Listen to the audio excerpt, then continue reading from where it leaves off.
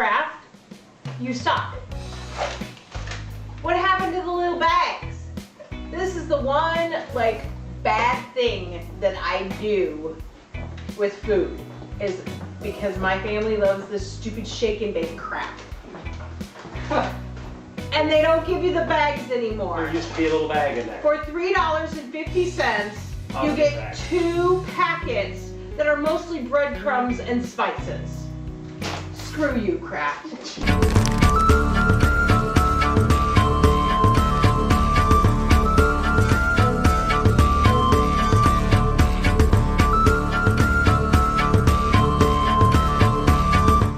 Last time on Proteus Rising, we splashed into the sailing community thanks to Seattle Sailing Club, started purging our dirt-dwelling stuff, and looked at our first contender for sailboat purchase. This chapter, our boat search gets hot and heavy, and Kaz has some bad news for Greg. Also, football! So what did we do today? Oh, so we looked at a boat today. And I noticed in the listings and in the photographs, I couldn't see the boat's name. And I asked the owner what the boat's name was. And he said, oh, I've already removed it. And it was a little weird. So we took to calling the boat Nameless.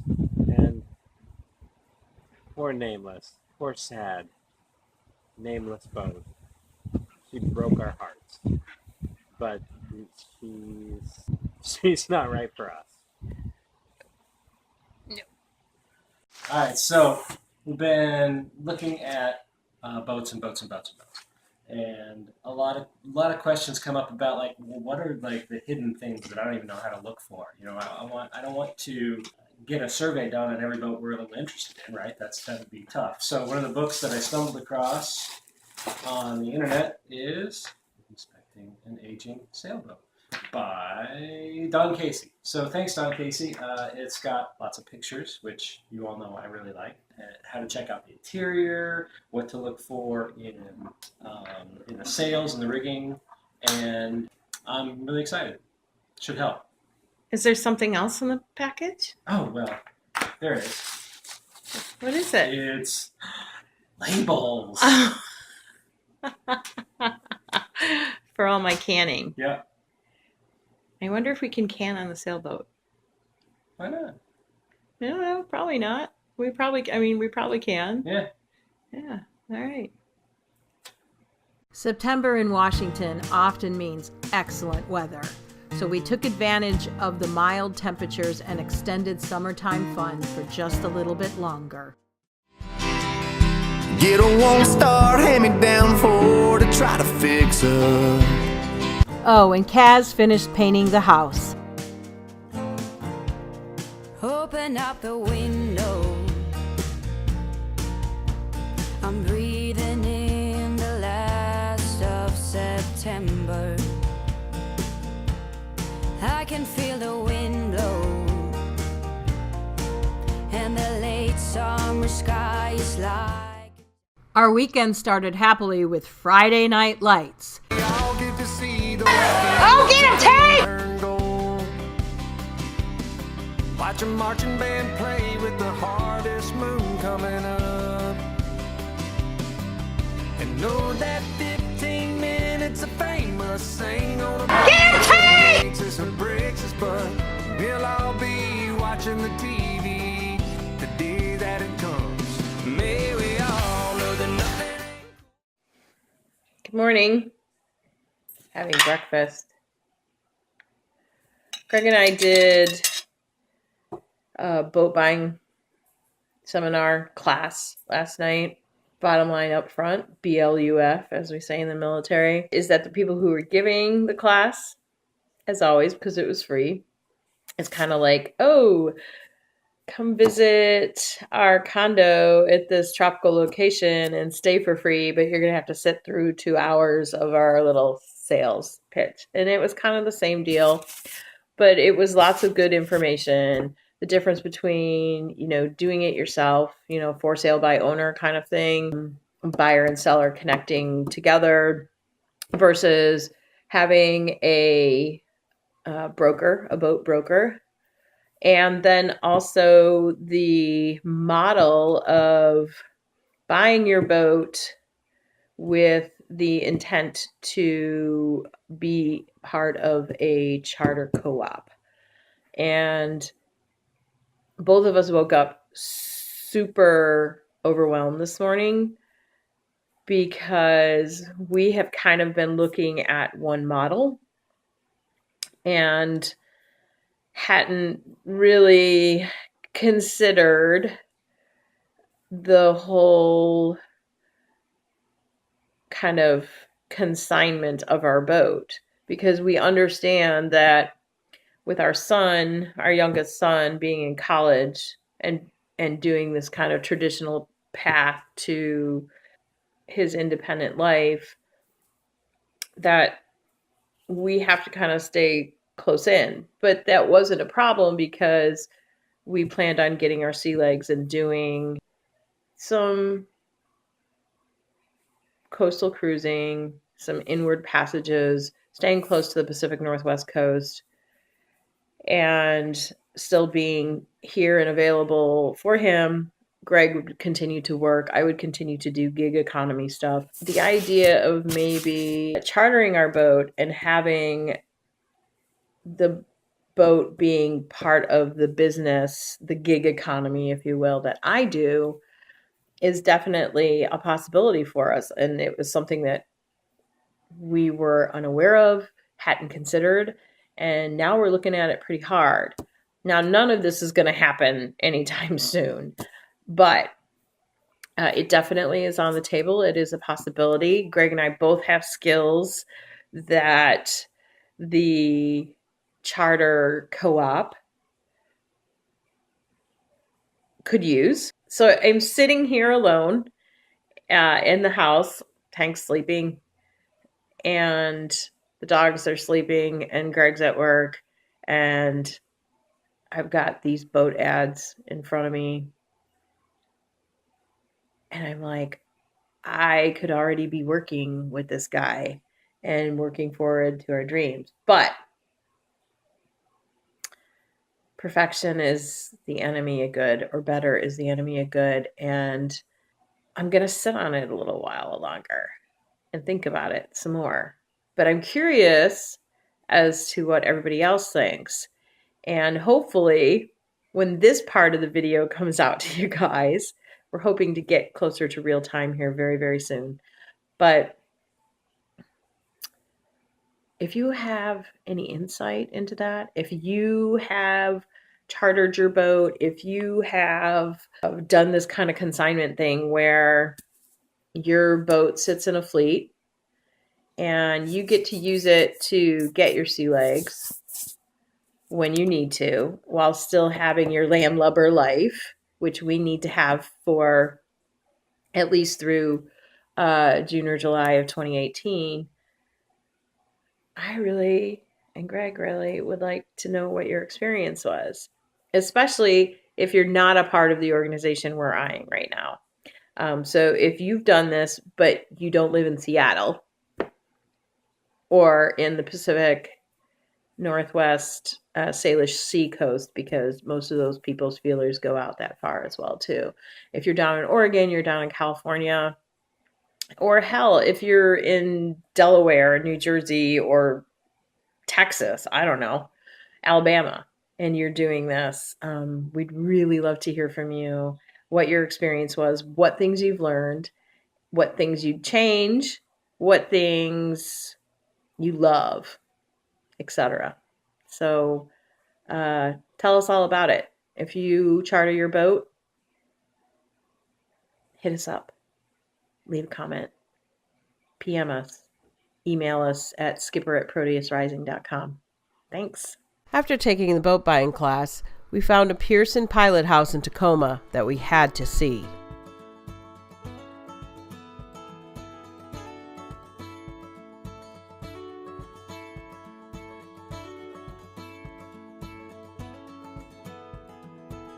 It's been a long, hard season.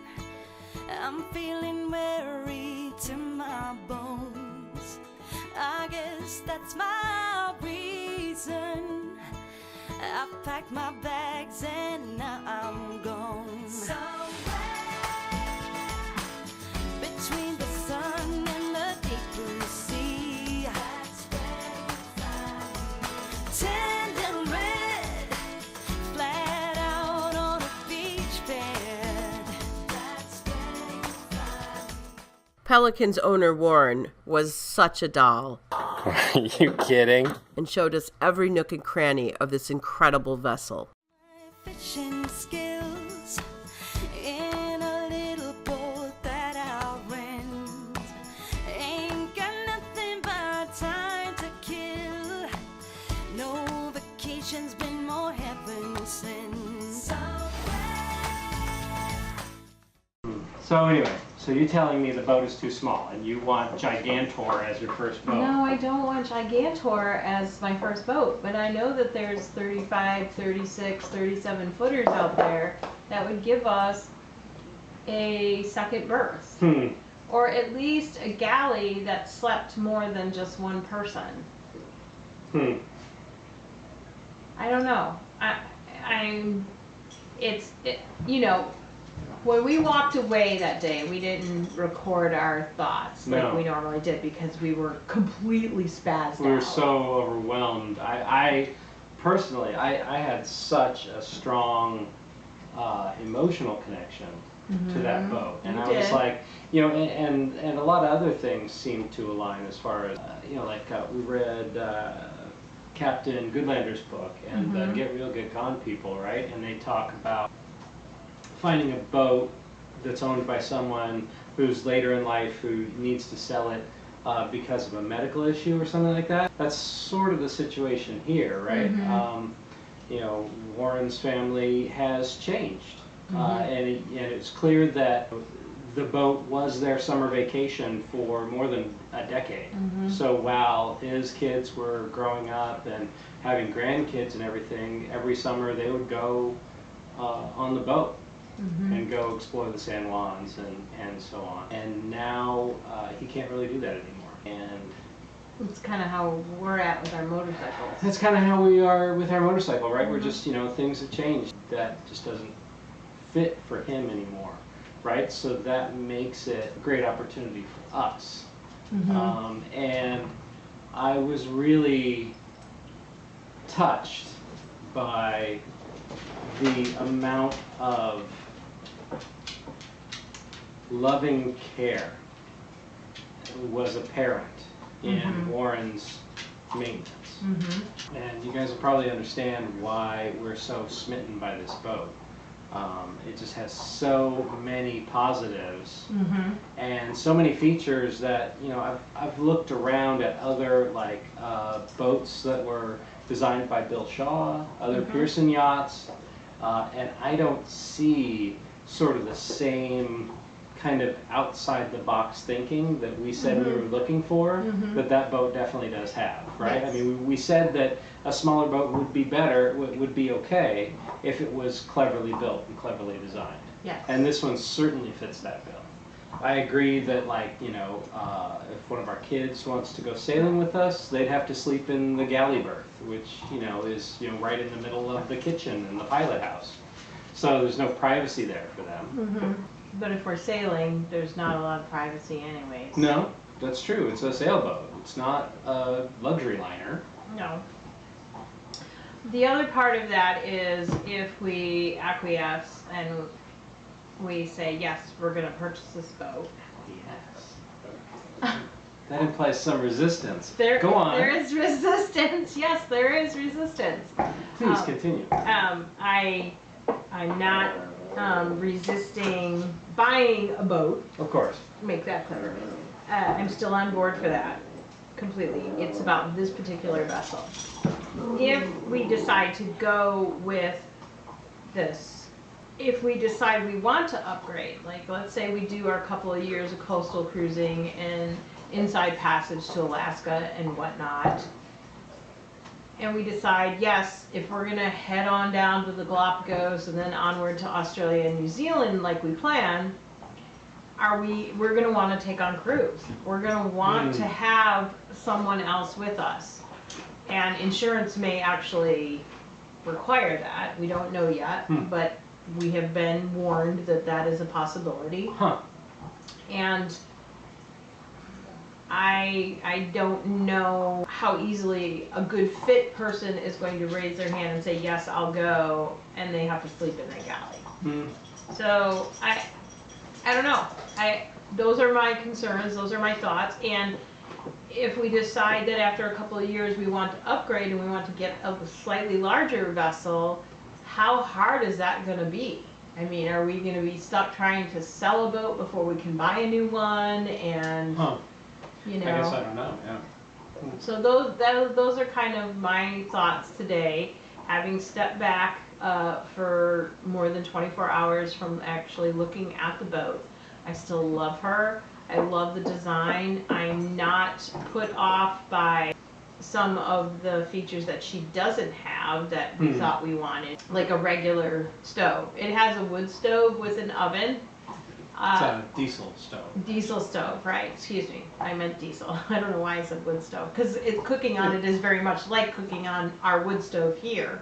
It functions like a wood stove. It's just a big box that gets hot. So I'm not put off by that. I can totally do that. I am concerned that we might be jumping the gun. The timing's not perfect for us as far as that goes. The timing's never going to be exactly perfect, and maybe it's better for us to get it ahead of time and be working on it or learning on it while we're trying to also get the house ready for sale, because we're also talking about maybe Airbnb-ing our house instead of selling it. You know, I don't know. And that's what we said. We said we'd share this journey, and I don't expect it to be a straight line of our plan. I mean, most journeys, I'm 50 years old, and all of my journeys look like this. Yeah. So That's the path of progress. that is the path of progress. It's never a straight. It's never a straight line. I'm not going to kick myself if what we thought we set out to do looks slightly different. If it means we buy a boat sooner, or if it means we don't end up selling the house, we hold on to this real estate for a little bit longer and rent it out, however that looks. I'm okay with that. We also talked about maybe using some of the funds we have set aside right now to buy a travel trailer to put in the carport to Airbnb to raise some funds towards our boat, towards the improvement of the house, towards all of that. So I don't know. And if any of the old salts out there that might be lovingly watching us poor boat noobs have any thoughts on that, I'd be really interested to hear what you have to say, have to comment, any advice that you could offer kindly. Because we know that we don't know everything about this, and I don't think anybody who sets off to do this knows anything about it.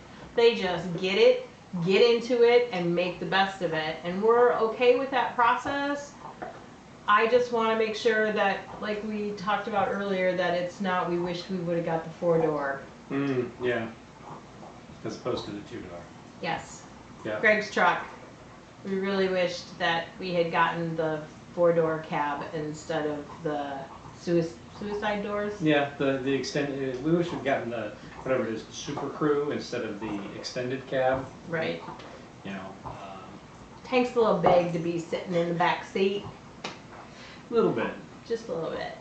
And so our road trips to the colleges and stuff this summer have been a little tough.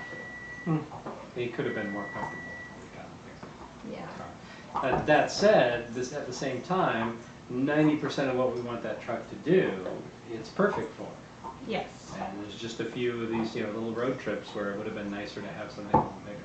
Yeah. So that's kind of my thoughts on Pelican's Reach. I love her. She's beautiful. I am enamored with the owner. He is the sweetest man. Thanks for joining us during this Boat Shopping Blues episode. Next time on Proteus Rising, we learn that sailors are really a spontaneous, cool bunch of people, and we keep searching for our future blue water home. In the meantime, Kola and Sprite want to remind you to please like, comment, share, and subscribe. Oh, and ring the bell. For real-time updates, be sure to follow us on Instagram, Twitter, and Facebook. Until then, can pie!